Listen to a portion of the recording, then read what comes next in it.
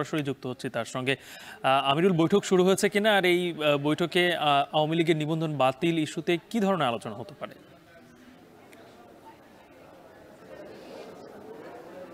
গালিব, আপনাকে যেমনটি জানাতে চাই যে আজকে আওয়ামী লীগ এর নিবন্ধনের যে বিষয়টি গতকাল প্রধান নির্বাচন কমিশনার এম নাসির উদ্দিন বলেছিলেন যে আজকের সভায় সেটি নিয়ে আলোচনা হতে পারে। তবে এর সাথে তিনি যেটি যুক্ত করেছিলেন যে গ্যাজেট পাওয়ার পরে মূলত এই সিদ্ধান্ত হতে পারে। আমরা সকালের দিকে কিছু যেমনটি দেখেছিলাম যে প্রধান নির্বাচন কমিশনার, সেই সাথে নির্বাচন কমিশনার আনোয়ারুল ইসলাম সরকার এবং ইসি সচিবালয়ের যে সচিব, সিনিয়র সচিব রয়েছেন আক্তার আহমেদ, তারা বৈঠকে বসেছেন।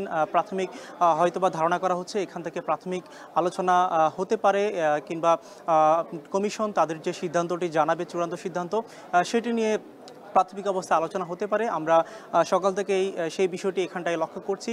একই সাথে এখানটায় নির্বাচন কমিশনে যে গণ অধিকার পরিষদের নেতৃবৃন্দ আমরা দেখেছিলাম, তারা কিন্তু একটু পরেই কমিশনারের সাথে দেখা করবেন এবং সেই সাথে নির্বাচন কমিশনের যে প্রতিনিয়ত কিংবা ধারাবাহিক যে কার্যক্রমের অংশ, সেটি কিন্তু চলছে। আমরা সকালের দিকে যেটি লক্ষ্য করছিলাম, যুক্তরাষ্ট্রের একটি বেসরকারি নির্বাচনী সংস্থা যারা রয়েছেন, কার্টার সেন্টার, তারা কিন্তু প্রধান নির্বাচন কমিশনারের সাথে তারা বৈঠক করছেন। এখানটায় হয়তোবা আগামী নির্বাচনকে সামনে রেখে যে নির্বাচনী পর্যবেক্ষণ সহ বিভিন্ন বিষয় নিয়ে আলোচনা হতে পারে।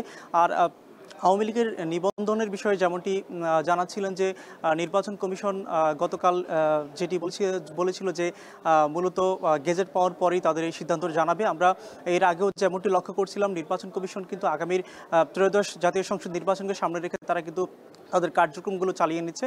তো বলা চলে এখন যেহেতু সব মিলিয়ে বেশ আলোচিত একটি বিষয় আওয়ামী লীগের নিবন্ধন কি হয়, সেটি আমরা পর্যবেক্ষণ করছি, আমরা দেখছি। পরবর্তী নিউজে হয়তো বা জানাতে পারবো আপনাকে। গালিব, এই ছিল আমার কাছে নির্বাচন কমিশন থেকে সর্বশেষ। নির্বাচন কমিশন থেকে যুক্ত ছিলেন সহকর্মী মিয়া আমিরুল।